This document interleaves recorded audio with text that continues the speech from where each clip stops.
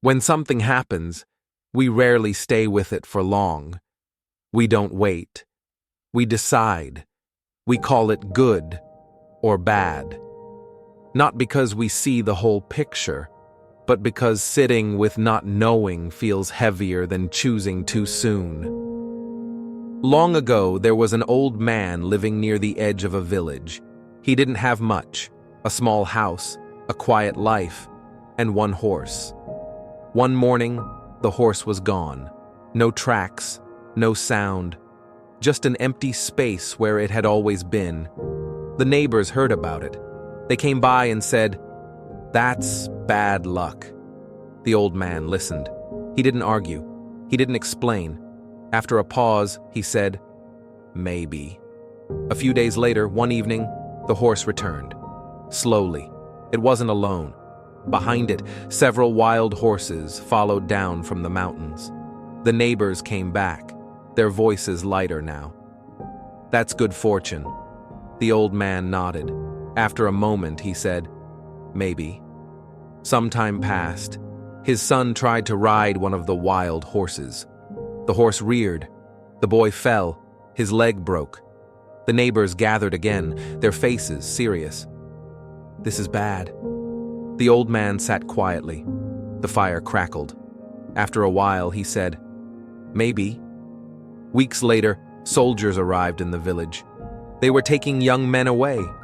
They looked at the old man's son, saw his broken leg, and moved on. That evening, the neighbors returned once more.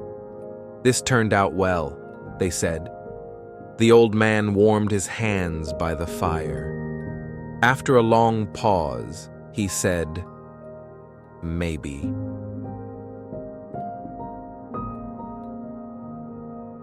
The old man didn't do anything special. He didn't explain. He didn't predict. He didn't try to stay positive. He simply didn't hurry. Most of us do. When something happens, we feel a quiet pressure inside to decide what it is, to put it somewhere, to make sense of it. Not because we're ready, but because leaving things open feels uncomfortable. So we settle it quickly.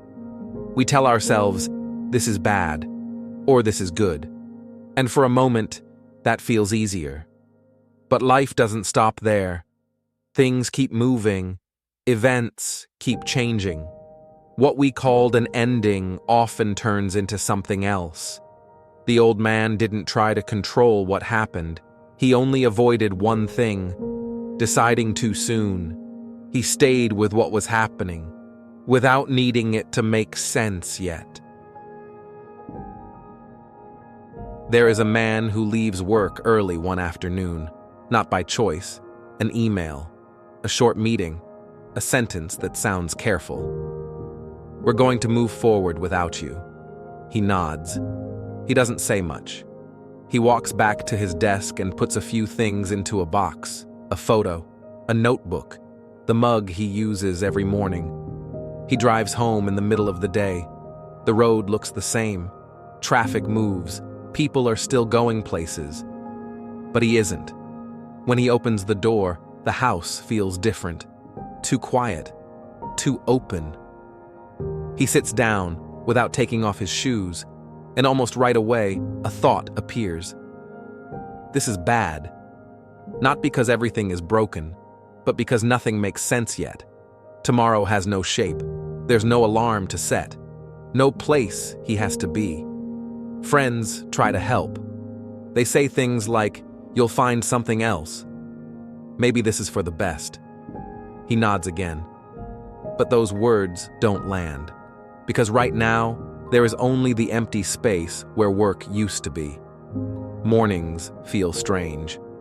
He wakes up before the sun, no alarm, no rush. At first, that feels wrong, like forgetting something important. Then, slowly, his body starts to change. He sleeps a little deeper.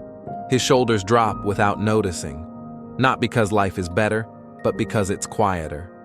Days pass. Nothing big happens. No plan appears. No clear direction. Just space. And in that space, without trying, he notices something unexpected. Relief. Not happiness. Not excitement. Just relief.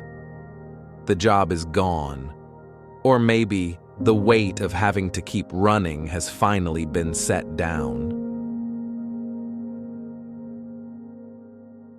There is a man who has a good job. Nothing is wrong with it. The pay is steady, the hours are reasonable, and people respect what he does. From the outside, everything looks fine. He tells himself that too. I should be grateful. So he stays. Over time, the days begin to feel the same. The drive to work, the parking lot, the same building he has entered for years. He sits at his desk, answers emails, and attends meetings. He knows what to say. He knows what's expected of him. And that is the strange part. Nothing feels difficult anymore. But nothing feels meaningful either. There is no dread in the morning. Just weight. A quiet heaviness that follows him through the day. At lunch, he sometimes sits alone, scrolling without really reading. He notices that time moves oddly now. Hours pass quickly, weeks disappear. He can't remember the last time a day felt distinct. When people ask him how work is going, he smiles and says, "It's all right." And that is true. It is all right.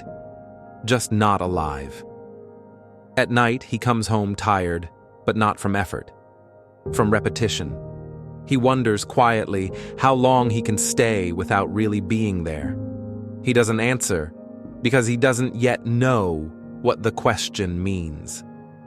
So he goes back the next day. Not because he is trapped, not because he is afraid, but because nothing is clearly wrong. And right now, that feels heavier than a clear problem would. Sometimes, nothing is clearly wrong, and yet something has shifted.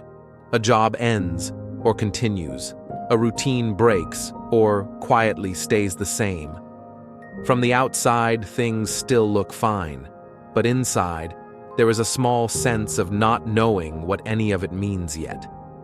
In moments like these, we often feel the urge to decide, to call it a loss or a mistake or something that needs to be fixed. Not because we are certain, but because leaving things open feels uncomfortable. The old man didn't rush to name what happened. The man who lost his job didn't know what the empty space would become. The man who stayed in a good job didn't know what the quiet heaviness meant. None of them forced an answer. They stayed with what was still unfolding. Maybe some moments are not asking us to understand them right away. Maybe they are simply asking us to stay a little longer without deciding what they are yet.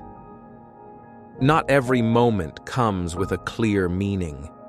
Some moments are still becoming. They don't ask us to decide right away or to be certain. They only ask us to stay a little longer without rushing to name what they are.